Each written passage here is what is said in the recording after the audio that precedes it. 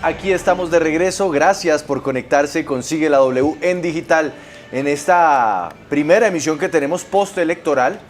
Después de un domingo de infarto, ya la elección de Gustavo Petro a la presidencia de la República confirmada, y entonces empieza a verse, Paola, el eco de esta elección, o por lo menos así lo han interpretado muchos, en dos escenarios. Uno, el mercado de valores, es decir, la bolsa, y por otro lado, la divisa, el dólar, que ha tenido un comportamiento por lo menos al alza en las primeras horas luego de la apertura del mercado. Pero ¿cuál es la realidad económica y sobre todo cuáles son las garantías que podría darle Petro al sector económico para tener un escenario mucho más calmado?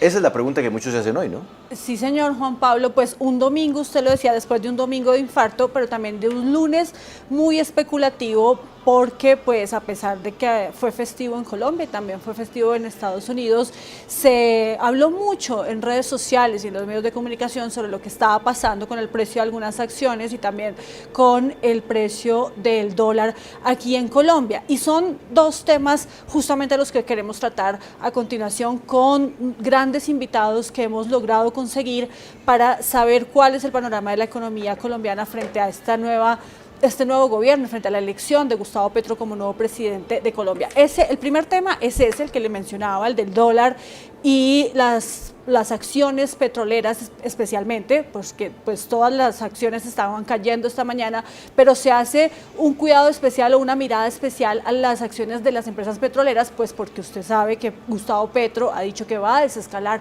esta industria en el país y por ende pues el efecto natural es que haya un comportamiento a la baja, pero además cómo se están comportando también en el mundo. Y el segundo tema es lo que puede pasar con la calificación del país, la deuda soberana de Colombia, que está a cargo de las firmas calificadoras de riesgo Fitch Ratings, Standard & Poor's y también Moody's, que siempre están revisando con lupa lo que pasa en el panorama nacional para saber si nos mantienen o no nos mantienen el grado de inversión. Rápidamente le cuento las notas que tenemos hoy en Colombia.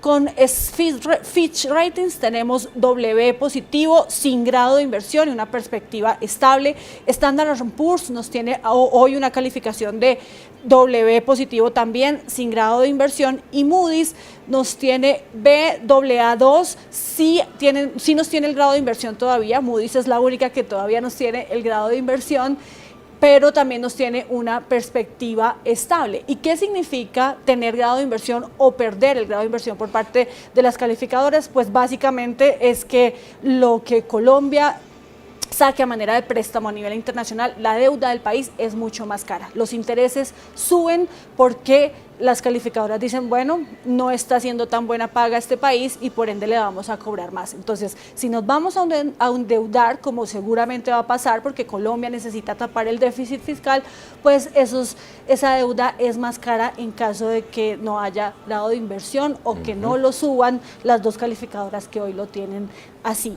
Entonces, saludemos inmediatamente a nuestro invitado, Juan Pablo. Es un placer estar en este momento con Richard Francis, director senior de Fitch Ratings, una de esas tres calificadoras a nivel global de las que estábamos hablando. Y la primera pregunta, Richard, es, usted ha estado revisando siempre la deuda soberana de Colombia. ¿Cómo ve el panorama? ¿Cómo está viendo en este momento Fitch Ratings la elección de Gustavo Petro como nuevo presidente de Colombia? Bueno, como usted ha mencionado, nosotros hemos bajado la calificación de Colombia el año pasado porque hay déficits fiscales bastante altos. Nosotros estimamos que va otra vez ser casi 6% del PIB este año, después de 2 años de encima del 7% del PIB. Y claro que la deuda en términos de PIB ha subido fuerte durante la pandemia. Pero nosotros tenemos una perspectiva estable. Nosotros pensamos que el gobierno va a obtener un ajuste fiscal, no importa quién es el presidente, y nosotros pensamos que hasta Petro va a reducir el déficit fiscal el año que viene. Y nosotros pensamos que la deuda en términos de PIB va a ser estable al menos en los próximos 2 o 3 años. Entonces, eso es lo bueno y por eso tenemos una perspectiva estable. Pero claro que hay riesgos. anteriormente con nuestros invitados, tiene que ver con el no tener las mayorías en el Congreso porque no le permitirían a Gustavo Petro hacer las reformas que necesita el país, por lo menos la reforma fiscal, la reforma tributaria y otras reformas para pues mantener la sostenibilidad fiscal en el país. Eso también lo está viendo Fitch, el tema de cómo se van a mover las cosas en el Congreso. Gustavo Petro no tiene ni cercano de una mayoría en el Congreso. Entonces, por nosotros pensamos que él va a tener que moderar sus políticas y eso en algún sentido es bueno, ¿no? Él ha dicho que quiere subir los impuestos por 5% del PIB para gastar más en el lado social, pero también para reducir el déficit fiscal. Entonces, hay un poco de prudencia fiscal, al menos en su retórico. Y claro que él ha hablado de cambios en el sector petrolero, de no tener exploración en general, y por eso me parece que la caída de las acciones de Ecopetrol. Pero hasta allá nosotros también pensamos que sus políticas al final va a ser más moderado. Pero tenemos que ver quién va a ser el nuevo ministro de Hacienda. Eso va a ser muy importante por los mercados. Y los nombres que él ha mencionado, algunos son muy conocidos y muy buenos. Y me parece que si es uno de ellos, tal vez eso podría calmar los mercados. Ahora, usted nos dice que, por ejemplo, hay algo que ustedes tienen casi seguro y es que vendrá un ajuste fiscal. El ajuste fiscal, ¿ustedes han evaluado de qué manera se podría o se tendría que dar para que sobre todo ustedes que están analizando constantemente los riesgos de la economía, en el caso colombiano en particular, cuál sería ese ajuste que se tendría que dar para que pueda haber tranquilidad a nivel de las calificadoras de riesgo? Bueno, nosotros pensamos que, claro, con el precio del petróleo, con la reforma tributaria del año pasado, que va a empezar realmente el año que viene, con menos gastos de capital, cualquier gobierno nuevo tiene problemas en gastar todo lo que quiere en infraestructura. Y también el fin de gastos relacionados a la pandemia. Entonces, por nosotros vamos a ver un ajuste y como he dicho antes, no importa quién va a ser el presidente. Nosotros estimamos que el déficit fiscal va a ser alrededor de 4% del PIB, de 6% este año. Pero en el mediano plazo nosotros pensamos que probablemente el gobierno necesita al menos 1% del PIB más en ingresos para tener un déficit fiscal alrededor de 3% y con 3% la deuda en términos de PIB puede ser estable. Pero como he dicho antes también, Petro quiere gastar más en el lado social. Entonces, si realmente quiere reducir el déficit fiscal y gastar más en el lado social, una reforma tendría que ser mayor que 1%, tal vez 2 o 3, depende de lo que Petro quiere hacer en el lado social. Él ha hablado de 5%, porque él dice 50 billones de pesos. Él está apostando a una reforma tributaria con la que consiga ingresos de 50 billones de pesos, que equivalen al 5% del PIB de Colombia. Pero hay analistas aquí en el país que dicen que lo que está prometiendo Petro ni siquiera cuesta eso, cuesta muchísimo más, incluso hasta hablan de 100 billones. Esto le preocuparía en su momento a Fitch y quiero preguntarle concretamente, en la próxima calificación, que usted si nos puede decir cuándo va a ser, ¿se podría pensar en revisar esto del tema del grado de inversión para volverlo a poner o el panorama todavía no da para eso? Bueno, normalmente nosotros tenemos 2 comités por año, entonces acabamos de hacer un comité hace una semana, entonces probablemente al final de este año nosotros vamos a revisar la calificación de nuevo. Estoy de acuerdo, 5% del PIB es mucho y al menos Gustavo Petro ha dicho que la mitad de eso es para incrementar gastos sociales y la otra parte es para reducir el déficit fiscal. Y tenemos que ver el plan del gobierno en concreto. Claro que es una cosa un candidato hablando y otra cosa ser presidente y tener que proponer algo en concreto. Entonces, en las próximas semanas vamos a saber quién es el ministro de Hacienda. El gobierno va a tener que tener un presupuesto por el año que viene y nosotros vamos a ver los detalles. Y claro que Petro tiene que decir de dónde viene el dinero, porque 5% del PIB es mucho. Y como he visto el año pasado, impuestos no son populares, sobre todo impuestos como el IVA o impuestos sobre personas naturales. Entonces, va a ser difícil. Hay solamente un límite por los ricos y las corporaciones, claro. Entonces, tenemos que ver las propuestas concretas de Petro para analizar y revisar la calificación. Director Richard, nos escribe mucha gente que dice, pero ¿por qué le está metiendo pánico a la situación? Y yo quiero hacerle esta pregunta porque es clave para que la ciudadanía sepa. Ustedes hacen esa evaluación no de acuerdo al pánico económico, no de acuerdo a las opiniones políticas, sino que ustedes se centran en datos de la economía y por eso es importante que hacer esa claridad. ¿Cómo evalúan ustedes esta situación? Esto no tiene nada que ver con unas apreciaciones personales o en el país. O políticas. O políticas, sino que ustedes van a esperar al desempeño de la economía. Sí, claro. Entonces, por eso es importante ver el plan del gobierno. En un lado hay el tema de crecimiento, cómo la economía va a crecer. Si hay una caída en inversión, si hay daños al sector petrolero, eso puede significar crecimiento menor y eso podría tener un impacto sobre las cifras, porque es el déficit fiscal en términos del PIB. Es la deuda en términos del PIB. Entonces, el PIB es un punto clave por nuestro análisis. Y el otro lado es el plan fiscal del gobierno, porque cuanto más es el déficit fiscal, puede tener un impacto sobre el crecimiento de la deuda en términos de PIB. Y eso es algo que es importante en el análisis fiscal. Entonces, las políticas del candidato son claves y nosotros tenemos que esperar el plan en concreto del gobierno. Muchas gracias, Richard Francis, director senior de la firma calificadora Fitch Ratings.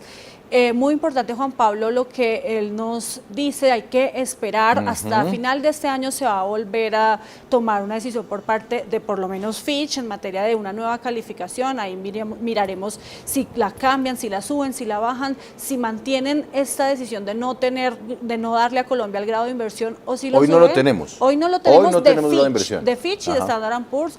Moody's sí nos tiene con grado de inversión, lo que le comentaba al principio, pero sí es importante saber y lo que preguntaba Andrea, que estos son calificaciones serias, con base en cómo se vaya moviendo fiscalmente el país, las decisiones que se tomen en materia tributaria, en materia fiscal, de los ingresos, de los gastos y demás, y así se sabe por parte de las calificadoras si Colombia es un buen país para prestarle o no prestarle plata. Esto no es nada político, ni es nada de pasiones es que ahí, Paola, me ocultas. parece que la pregunta que hizo Andrea es clave, toda vez que puede ser que no haya una gran claridad sobre qué es lo que hace una calificadora como Fitch Ratings o como, bueno, aquella Standard & Poor's, que nos vamos a hablar con ellos enseguida.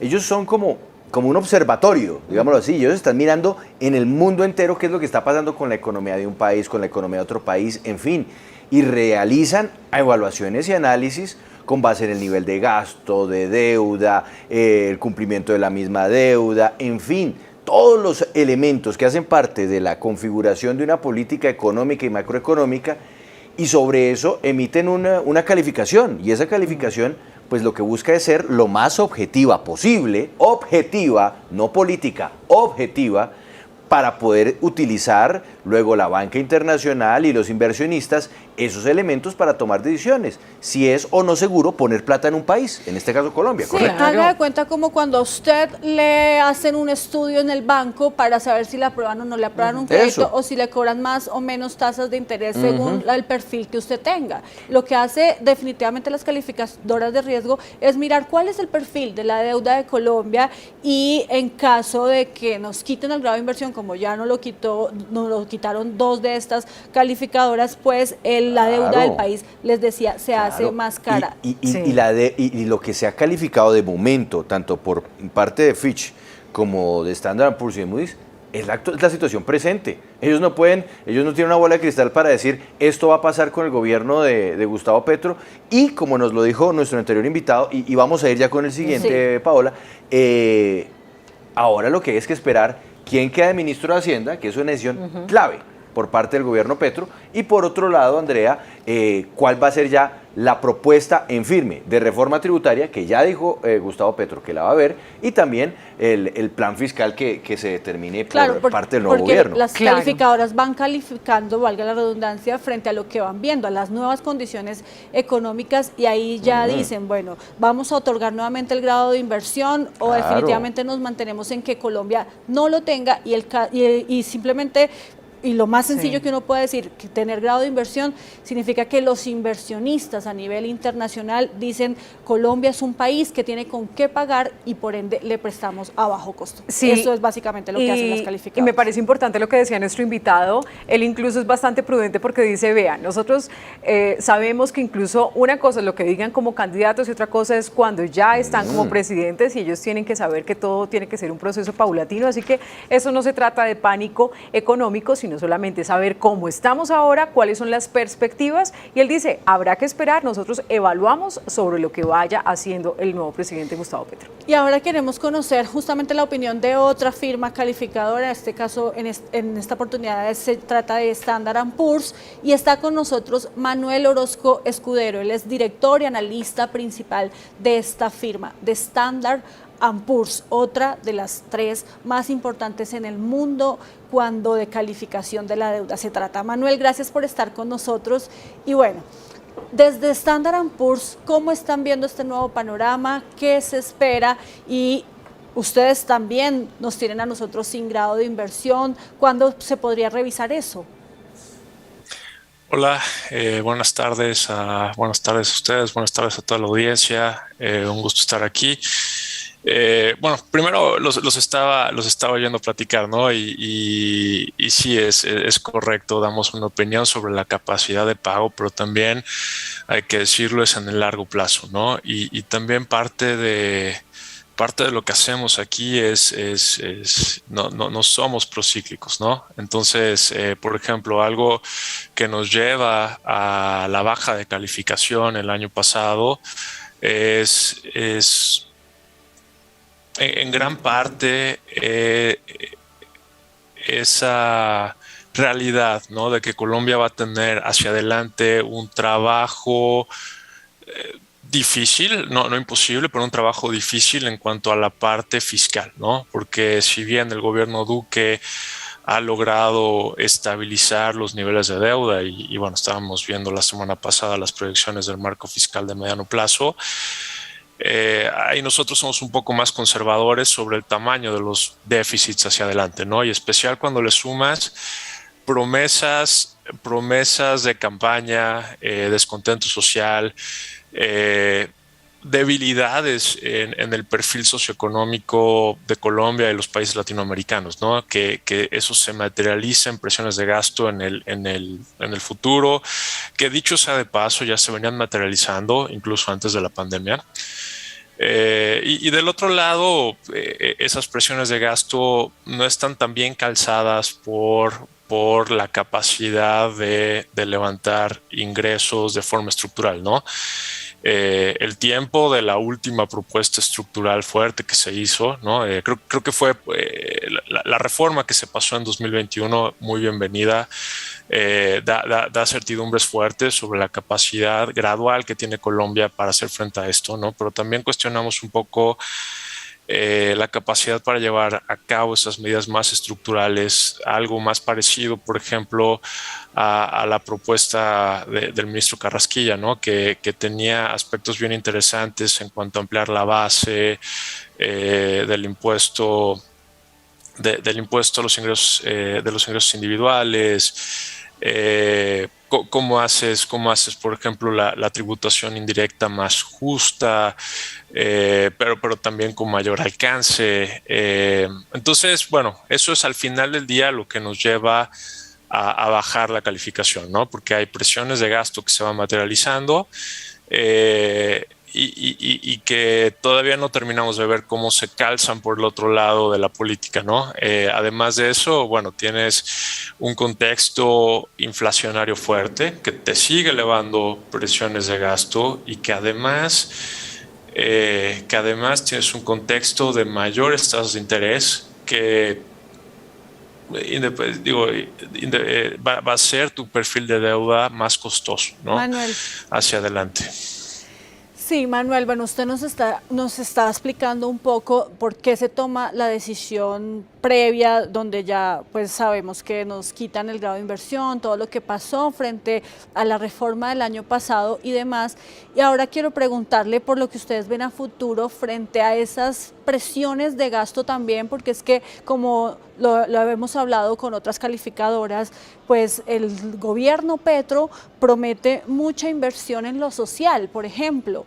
Esto, ¿cómo hacer para lograr un equilibrio entre esa presión del gasto y los ingresos? Si seguimos hablando de una reforma tributaria, sí, pero que no va a ser estructural ni profunda.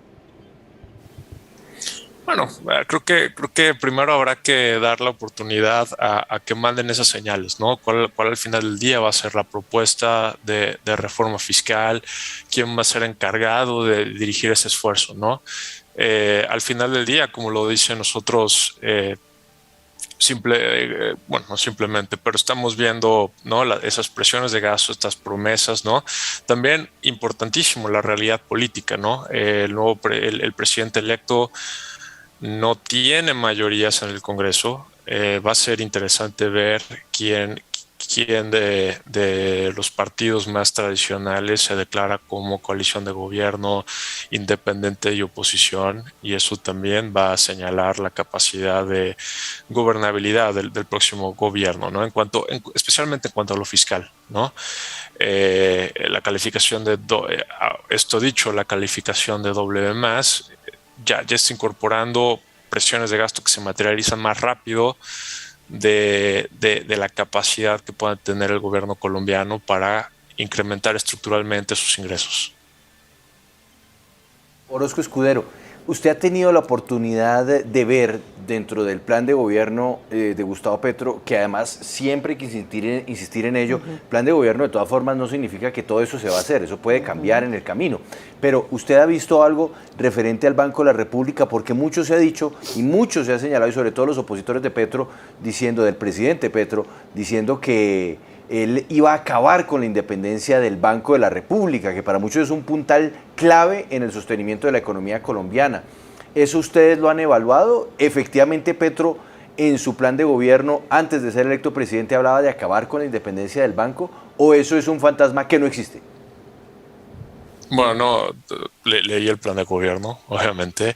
No recuerdo haber leído no recuerdo haber leído una noción que dijera que directamente va a acabar con la independencia del Banco Central, ¿no? Sí tiene ideas diferentes, hay algunas ideas diferentes a cómo sería una ortodoxia monetaria, ¿no?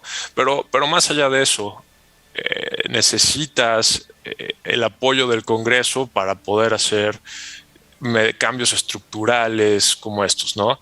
Y también importantísimo, y de nuevo esta idea de que el próximo gobierno no está cerca pues, por sí solo de una mayoría en el Congreso, va a tener que ser, tiene que tender hacia el centro para poder tener posibilidades de gobierno, ¿no? Y poder gobernar con quien decida con quien decida gobernar, ¿no? Y eso va a provocar una moderación de ideas de política económica, ¿no? Creo que eso es bien importante. Son temas constitucionales y que valoramos y que son parte de nuestra evaluación de institucionalidad, ¿no? Que hay un debido proceso que tienes que tener, tiene que haber un consenso político que al día de hoy no existe en cuanto a ir a atacar de esa forma al Banco Central, ¿no? Entonces creo que eso es algo que hay que resaltar, y nuestro escenario base incorpora que el Banco Central se mantiene independiente, que el Banco Central, su objetivo es la estabilidad de precios, ¿no? Eso es lo que agregaría en ese sentido. Bueno, y hablando de independencia, pues este gobierno no es que se haya caracterizado mucho por eso en materia de independencia del Banco Central. Sí, pero es que por pues, eso hago la pregunta. Aquí me están regañando por preguntar Duque eso. Metió a mucha gente de él en la junta directiva del banco, del emisor. Pues sí, muy lejos el ministro Carrasquilla, terminó en la junta directiva del Banco de la República, ¿no? Exacto, Juan Pablo. Y bueno, rápidamente para finalizar, Manuel, yo quiero preguntarle, hemos sabido que desde Fitch nos van a volver a calificar en diciembre y seguramente los mercados están muy pendientes de cuándo sería la nueva calificación de Standard & Poor's. ¿Usted nos puede decir cuándo se vuelve a revisar la economía, la deuda soberana de Colombia?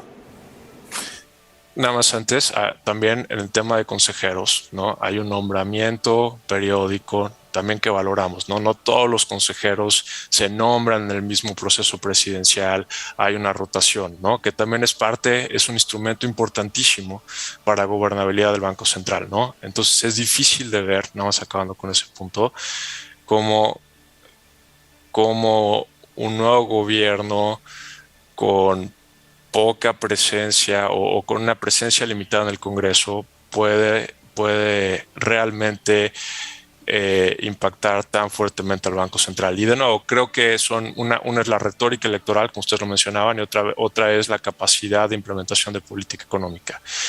Y por último, nosotros estamos en una constante revisión, ¿no? de todo lo que acontece en Colombia. Y bueno, tenemos una obligación periódica al menos cada 12 meses de estar posicionándonos sobre aspectos estructurales que informan la capacidad crediticia. Nuestra última publicación ocurrió en mayo de este año, pero de nuevo, tal como fue, por ejemplo, la baja de calificación, aspectos fuertes y que cambien ese escenario base, nos pueden llevar a nuevas revisiones, ¿no? Entonces, es un trabajo del día a día. Publicamos al menos una vez al año en nuestro escenario base, pero ¿no? estamos posicionándonos a medida que lo que escribimos en un contexto que también hay que decirlo es muy volátil el día de hoy. Va cambiando gradualmente nuestro escenario base, ¿no? Entonces, pues ojalá es lo que puedo comentar. Ojalá Manuel Orozco Escudero, director y analista principal de Standard & Poor's Global Ratings, pues el próximo análisis para Colombia sea a la mejora, que sea mejorando, porque lo que nos interesa a todos es que a Colombia le vaya bien. Claro, que nos vaya bien. Gracias por estar con nosotros. Buena tarde. Un gusto. Buena tarde. Hasta luego. Y Andrea, dice Julián García. ¿Qué dice? Que aquí estamos hablando por hablar, que en ningún momento se ha dicho que se vaya a perder la independencia del Banco Central. Le pregunto a usted, Andrea, que anda siempre mirando lo que pasa en el mundo político. ¿Se dijo o no se dijo a lo largo de la campaña? Yo no estoy diciendo que lo haya dicho Gustavo Petro. Estoy diciendo, ¿se dijo o no se dijo? Se mencionó por parte de Gustavo, por parte de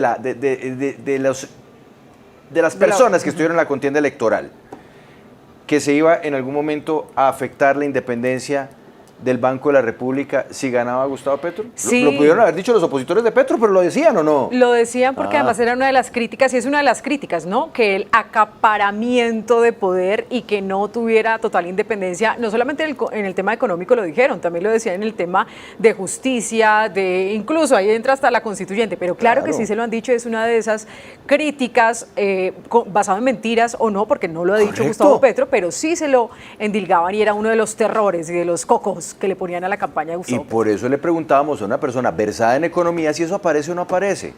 Estamos preguntando.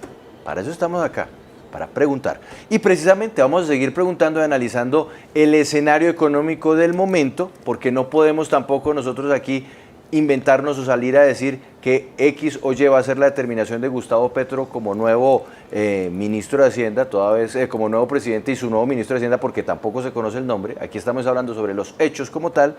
Vamos ahora al terreno nacional, Paola. Juan Pablo, les decíamos entonces que el otro tema de conversación en las últimas horas pues tiene que ver con el comportamiento del precio del dólar y las acciones, especialmente las de las compañías petroleras que hoy amanecieron en Colombia con un desplome y pues entre otras cosas, porque no solamente la razón es las elecciones, pero entre otras cosas sí es la elección de Gustavo Petro como nuevo presidente de Colombia. El dólar también arrancó con un precio más alto, subiendo 179 pesos por encima de la tasa representativa del mercado que quedó como establecida el viernes pasado para todo el fin de semana. ¿A cuánto incluyendo, cerró? ¿Usted ya sabe? Incluyendo, ya le cuento, incluyendo el lunes festivo. Ajá. Y esto significa que llegó incluso hasta los 4.100 pesos. Juan Pablo, se corrigió durante la jornada y cerró aproximadamente, no sé exactamente en cuánto cerró, pero sé que llegó incluso a los 4.000 nuevamente. Así que ya le vamos a preguntar a nuestro analista que seguramente él sí sabe en cuánto cerró. Y también lo que les decíamos de las acciones de Ecopetrol, que hoy se desplomaron más de un 12%, abriendo la jornada de la Bolsa de Valores de Colombia y por supuesto también en las otras bolsas en donde cotiza. En Nueva York también tuvo una fuerte caída y queremos saber qué es lo que está pasando y por eso saludo hasta ahora a Omar Suárez, gerente de renta variable. Omar, ¿qué fue lo que pasó hoy en el mercado para que esto sucediera? Que subiera el dólar por un lado y que bajaran las acciones de Ecopetrol. Bueno, muy buenas tardes a todos. Primero que todo, muchas gracias por la invitación al programa. Sí, lo que vimos fue, primero hablemos un poquito de lo que pasó en los mercados globales. Lo que observamos el día de hoy fueron mercados muy tranquilos a nivel internacional y es muy bueno primero entender qué pasó afuera porque obviamente nuestro mercado se ve muy afectado por lo que pasa en el mundo, ¿no? Entonces no es solo mirar lo local, sino también mirar lo internacional. Entonces lo que vimos el día de hoy fueron mercados muy tranquilos. De hecho, la mayoría de bolsas en el mundo subiendo, en general América Latina mostrando un buen desempeño. El precio del petróleo también subiendo el día de hoy, ubicándose por encima de los $110 el barril. Y en medio de eso, pues obviamente lo que vimos acá en Colombia fue una volatilidad importante. Como lo decías, el precio del dólar cerró alrededor de los 3.905 el viernes, más o menos, y alcanzó a subir a 4.100. Y lo que observamos es que luego el mercado empezó a devolver el dólar hacia niveles de los 4.022, más o menos creo que cerró en 4.022. Entonces, en ese sentido, pues obviamente es importante destacar que esto solo es un impacto de corto plazo, de un día después de las elecciones, pero realmente lo que determinará el precio de los activos financieros, yo creo que algo muy importante es saber, por ejemplo, quién va a ser el ministro de Hacienda. Eso puede darle mucha tranquilidad a los mercados financieros y realmente los mercados todo el tiempo están incorporando la nueva información que va saliendo relacionada pues con qué es lo que se busca hacer en este gobierno, cuáles son las políticas y como tú lo decías ahorita, en el caso particular del sector de hidrocarburos, del sector minero energético, pues claramente han habido unas propuestas que de pronto generan incertidumbre en el sector y por eso vimos pues unas reacciones tan importantes en acciones como Ecopetrol o el día de ayer que transan en Canadá, Canacol y Mineros. Pero obviamente esto es dinámico, ¿sí? Esto simplemente es un día y el comportamiento de las acciones pues va a depender de realmente qué es lo que se busca hacer, si se puede hacer o no, si se va a moderar el discurso. Entonces en ese sentido creo que hay que tener calma. Ajá. Es importante mantener la calma. ¿sí? Omar, perdóneme, lo interrumpo ahí porque es que, bueno, hace un momento le preguntaba yo al analista de Standard & Poor's, por lo que en realidad, por lo que él mismo nos dice es una noticia falsa, pero es que precisamente hay que preguntar para desmontar esas noticias falsas. Y me parece importante eso. Hoy yo vi en redes sociales gente que dijo que el dólar alcanzó los 5.000 pesos. 5.000 pesos. ¿Eso es verdad o eso es mentira? Pues lo que vimos en el mercado financiero, en bolsa, yo vi un máximo de 4.100. Listo. Entonces, eso fue lo que yo vi. Quien diga que el dólar estuvo hoy a 5.000 pesos, miente. Hay que decirlo así. Pero el dólar spot, porque si en una casa de cambio se lo quieren vender a usted a 5.000. Ah, pero la casa de cambio son especuladores. Pues sí, Además, durante el fin de puede, semana. puede que alguien lo haya aprovechado en medio de la coyuntura. Pero y eso es todo. aprovecharse de la gente. Sí, pero digamos la referencia y el mercado como se está moviendo según el dólar spot, sí, máximo 4.100 como nos lo dice Omar. Y quiero preguntarle también, hablando de noticias falsas y de especulación, por el tema específico de las acciones de las compañías petroleras. Muchos están diciendo, no, es que ustedes como periodistas están desinformando porque las acciones no caen por la reacción del mercado a la elección de Gustavo Petro, sino por otros temas a nivel internacional, la guerra entre Rusia y Ucrania, pero usted nos estaba contando que hoy el precio del petróleo está subiendo incluso hasta los $110 por barril. Entonces, ¿cuál es realmente la razón por la que estén cayendo las acciones petroleras en Colombia y si realmente están cayendo las otras acciones en Estados Unidos, por ejemplo? Bueno, pues sí lo he visto en redes. Yo estuve revisando, porque sí vi varios comentarios en redes, pero realmente el día de hoy, hablando del día de hoy en particular, pues acá estoy viendo el precio del petróleo subiendo, tanto el Brent como el WTI. Y lo que nosotros mirábamos era que la mayoría de acciones petroleras en el mundo el día de hoy sí están subiendo, ¿sí? Obviamente, tal vez generan cierta incertidumbre un poco, y digo incertidumbre porque no es muy claro para el mercado cómo se va a tratar las políticas en torno a, por ejemplo, propuestas relacionadas con la exploración petrolera, propuestas relacionadas con las exportaciones petroleras, relacionadas también con el fracking, y en ese sentido hablo de incertidumbre porque todavía estamos en una etapa muy temprana. Todavía falta muchísima información por conocer, porque hasta ahora se dio a conocer quién era el nuevo presidente de Colombia. Entonces los mercados van a estar mirando y van a estar analizando, incorporando dentro del precio de los activos la nueva información que vaya saliendo, y de esa manera pues eso puede tener un efecto sobre el precio de las acciones. Entonces, en ese sentido, hoy sí vimos un impacto, una caída importante en la acción de Ecopetrol, más como por esa incertidumbre, porque de pronto el mercado se está preguntando, pues realmente se van a cumplir de pronto esas promesas de campaña, o de pronto se va a moderar un poco, o cómo se va a manejar el tema con Ecopetrol para que sea una transición más tranquila. Entonces son temas que obviamente pues afectan de manera directa a Ecopetrol o a otras empresas, digamos, que del sector minero energético. Sí, pues muchas gracias, Omar Suárez, gerente de renta variable, y lo que usted dice es muy importante porque esto es un comportamiento dinámico. Hoy abrió el dólar al alza, llegó hasta los 4.100 pesos, pero luego se corrigió. No es es un efecto que va a durar varios días, y lo importante en lo que coinciden nuestros tres invitados, Juan Pablo, es que necesitamos saber urgentemente quién va a ser el próximo ministro de Hacienda. Ajá. Para que los mercados se calmen, se estabilicen y pues las acciones no sigan cayendo, por ejemplo. Hablando de noticias del gobierno, muchas gracias a don Omar Suárez por estar con nosotros. Hablando de noticias del gobierno entrante, hay trino del presidente electo Gustavo Petro. ¿Qué dice, Andrea? Pues tuvo una conversación ya con el presidente de los Estados Unidos. Mostremos el trino de lo que dijo Gustavo Petro. En el camino de una más intensa y normal relación diplomática, he sostenido ahora una conversación muy amistosa con el presidente Biden de los Estados Unidos. En sus palabras, una relación más igualitaria en provecho de los dos pueblos. Esta es una conversación importante de Gustavo Petro. A 2 días de ser electo, ¿no? A 2 días. ¿Cuántos días después de la elección de Joe Biden se dio la conversación